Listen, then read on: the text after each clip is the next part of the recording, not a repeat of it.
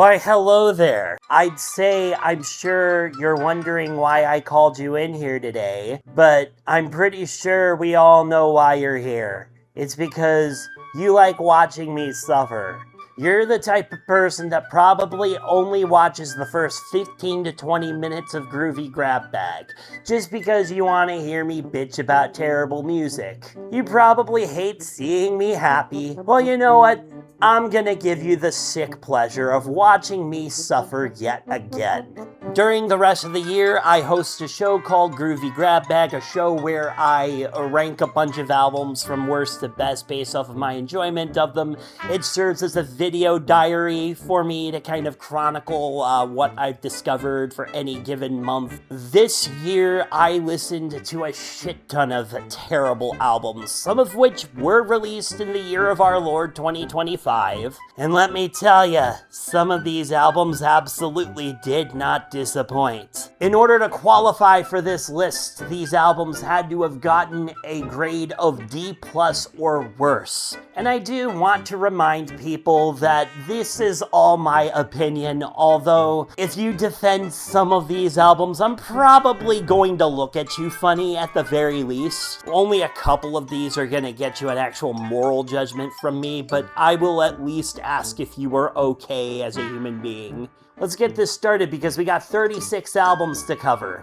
Number 36, No Limit by Mary Ijima. Probably the least bad album I've ever listened to. I would say that it just barely got the D+ grade. I would even go as far as to say it kind of almost doesn't deserve to be on this list. It's just an independently produced album by a Japanese pop star that didn't fully understand the American market. And there's actually a substantially large fan base for this thing. Its biggest sin is that it's cheesy. Number 35, Let Love In by the Goo Goo Dolls. An album that ended up here mostly for its dogshit production. Some of the songs on here are not that bad, especially Better Days, which is one of the better recent-ish Christmas songs. Stylistically, it's very, very soccer mom rock. And if you're a soccer mom that enjoys this, I'm sorry, but I didn't dig it. It's bass boosted for no fucking reason. Everything is brick walled. And a couple of these songs are pretty cringe. Number 34, I'm Back! Family and Friends by Sly Stone. The fact that this is now officially the very last Sly Stone album that we'll ever get is kind of depressing. It's just him trying to redo a bunch of his classic songs, and by redo, I mean he really doesn't change it up at all. The mixing and production choices on this thing are a bit of a mess. And honestly, there are a couple of good original ideas on here, but unfortunately the original ideas are just too far and few between to make up for the other dog shit decisions. Number 33, Tears of Hercules by Rod Stewart. The full review for this album's gonna be released in January, but this is apparently the very last album of original material he plans on putting out, and it's so odd listening to a 77-year-old man talk about his wiener. The other half of the album is somewhat competent, but the weird oddball dance beats that play during this, they're just really not good. And it makes you wonder why the hell Rod Stewart is even trying to sound sexy when he's nearing his octogenarian years. Number 32, Pray for the Wicked by Panic at the Disco. An album that made my headphones constantly vibrate, not because the bass was actually groovy, but because everything was just so fucking brick-walled for no good reason. By this point, they're hardly Panic at the Disco anymore, it's just a Brendan Urie vanity project, and somehow they get even worse than this. Number 31, If I'm Honest by Blake Shelton. Just more of a stupid, typical bro country bullshit. This is another one of those albums where the full review is going to be posted in January, but trust me, this is not worth your time and effort. Number 30, Pink Elephant by Arcade Fire. I feel like Mike the Snare said it perfectly. It's one of the most unnecessary albums released this year. But also, like, Win Butler is just bitching so much about cancel culture on here. And if you're gonna bitch about cancel culture, I'm just gonna call you the snowflake that you are. And while it's hard to completely rip into this because it is Arcade Fire at the end of the day, so you're still dealing with some level of competence, it is kind of pathetic to see this band stoop this low. Number 29, Goblin by Tyler, the Creator. I honest to God don't get how this album has a fucking fan base. It's Tyler's ugliest and least enjoyable record. Sure, I could bitch about the fact that he keeps using the F slur, but just the fact that it's so ugly and boring sounding. And the shtick with the therapist just gets so fucking old by the end of it. I'm glad he grew as an artist, because if this was the peak of his discography, I would be embarrassed. Number 28, Electronic Sound by George Harrison. This is another one of those soundscape artsy-fartsy records that has a fan base, but every time I try to listen to stuff like this, it just sounds like a bunch of noise. I listened to it to tick it off the list of George Harrison records when I went into his discography. But honestly, if this type of stuff is up your alley, I'm not gonna call you insane or anything. I'm just gonna say, well, it's not for me, bro. Number 27, Sorry for Party Rocking by LMFAO. An album that I listened to wanting to give it a chance to surprise me, because maybe it's aged a little bit better since the 2010s. No, it hasn't. It's still misogynistic, trashy party music from that same decade. There's no real charm to it. It's not even dumb fun. You can't even really enjoy it by turning off your brain. Don't bother. It's just as bad as you remember. Number 26, Precious by Cubic U, or if you prefer, Teenage Utada Hikaru. This is not Utada's fault. This is the fault of the record label, but just because it's the fault of the record label doesn't make it any better of a listening experience. It's just a very uncomfortable listen, and the male vocalist that appears several times on here, like, what were they thinking telling him to strain his voice the way that they did? Number 25, I'm Not a Fan But the Kids Like It by Broken Side. An album that's terrible, but was also surprisingly not as bad as I was expecting it to be.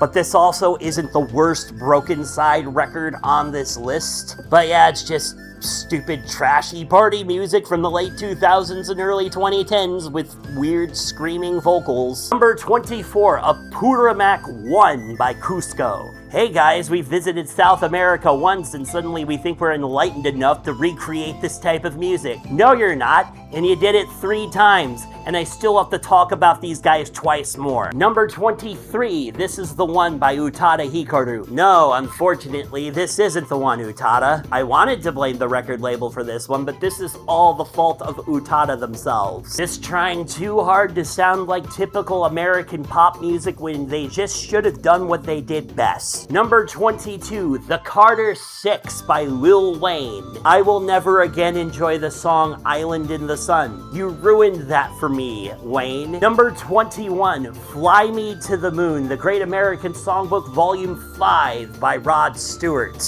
There's 3 of these things on this list. I listen to a bad Rod Stewart album once per month for an entire year, and let me tell you, it took its toll on my mental health. These are just your typical Great American Songbook standard albums where he doesn't do anything to change the sound on any of these songs. These albums range from actually kind of listenable, if a little boring, all the way down to absolute fucking dog shit. Why would you do this to yourself? Number 20, Stardust, The Great American Songbook by Rod Stewart. I got nothing. I don't know what you want from me. It's the same thing as the other one, just more bad. Number 19, Salvation by Rebecca Black.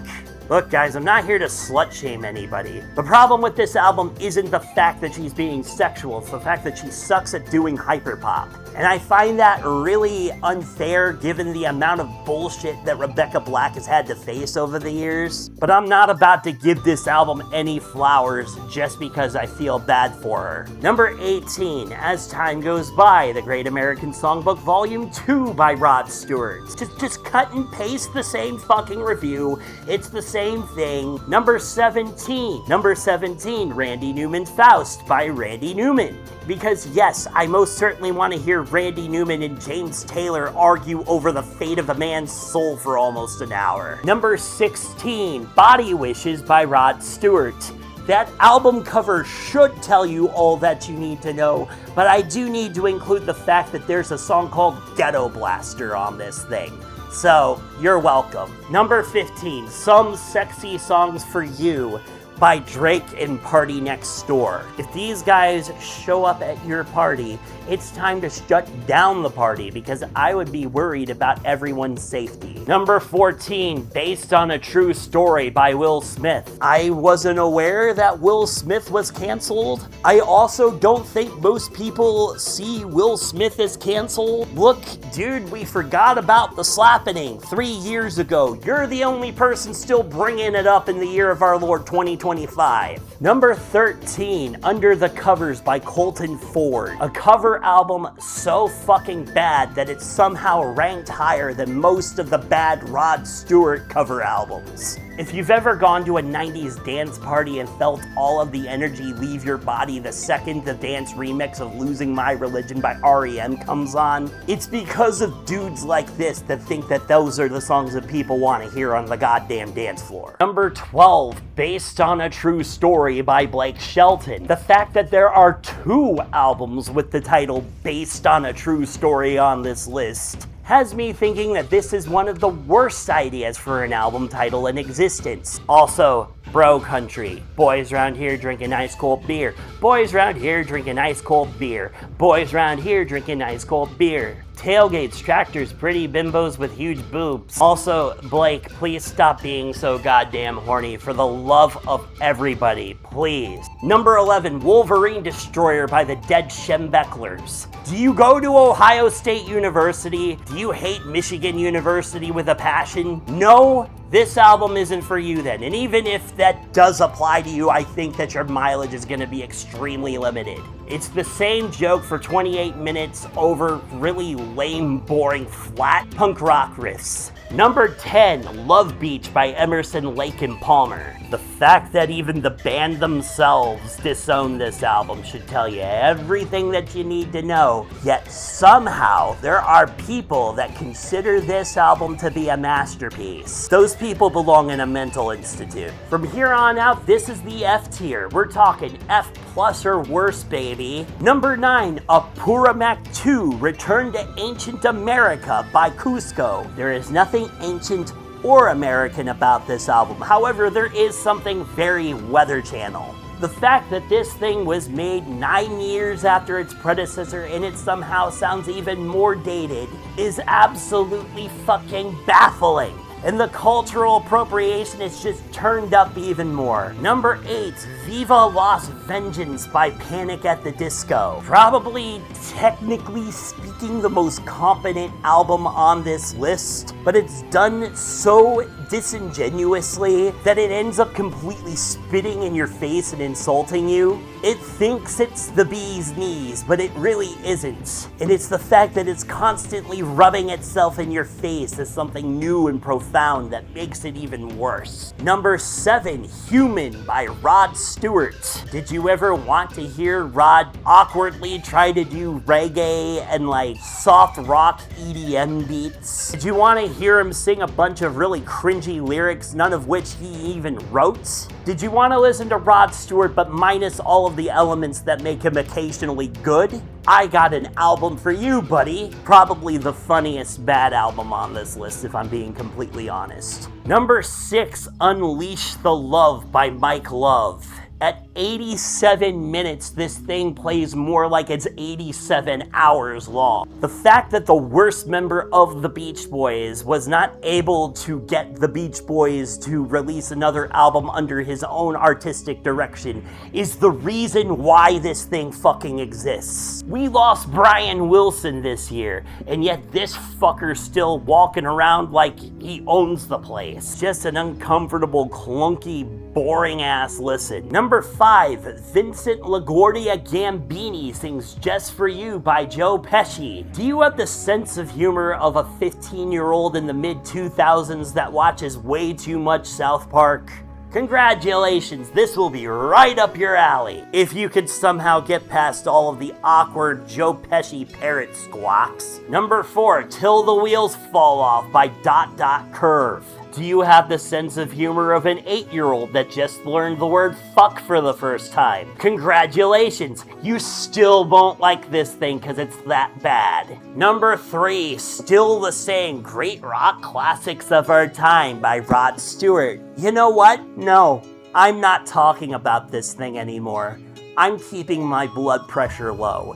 Thank you. And finally, we have 2 albums that got the lowest score possible for my entire show. These are albums that are so bad, they just completely fail in every single aspect. Or they're just so morally fucking bankrupt that any, actual quality they have just doesn't fucking matter to me. These are albums that I might still get a good laugh out of because of how bafflingly stupid they are, but make no mistake, I never want to fucking listen to these things in full ever again. Number 2, The Broken by Brokencyde. Do you want to listen to an album whose vocals sound like this all the way through? No? You want me to stop? Too bad, I'm gonna keep going. Yes, I know this was technically a demo album, but originally it was considered their first official studio album until they realized how embarrassing it was. But that's not a valid cop-out. This thing is terrible. Don't waste your time with it. And number 1. I really sat down and I thought about this. I asked myself, is this album really that bad? I sat down with it 3 times back in October. I tried to tell myself, okay, maybe I do need to give it some flowers, and then I sat down with it one more time, just one more time, just to make sure I wasn't crazy. This is still the worst album I have ever heard in my life. Apurimac 3, Nature, Spirit, and Pride by Cusco. Where do we even fucking start with this? It's just everything that was wrong with the first 2, but somehow they had the audacity to just go completely fucking batshit insane with it. They tried to make this an album that could be played on a dance floor. They tried to make it blend in a bit more with Northern American indigenous music traditions. They forced Tex-Mex guitar into it, and it just sounds like complete and utter ass. And you feel your soul just being shoved out through your anus. And here's the thing, if this thing wasn't pretending to be an album that was authentic indigenous music, I probably would have just thrown it to the side with a D-. But unfortunately, it's made by a couple of German dudes with absolutely no involvement, at least that I could find any evidence of actual indigenous musicians. If this was just some failed project by a group that had even just one indigenous American in it, I still would think this is bad, but I wouldn't think that this is the worst thing I've ever heard. It's the cynicism, it's the corporate mindsets that created this album. The fact that nobody would be able to get away with something like this today. I keep saying it, it's the audacity that this album simply has to exist that pisses me off the most. And that's why it is the worst thing I have ever listened to, and the worst album I listened to this year. So tell me, what do you think of my list? Do you agree, disagree with me?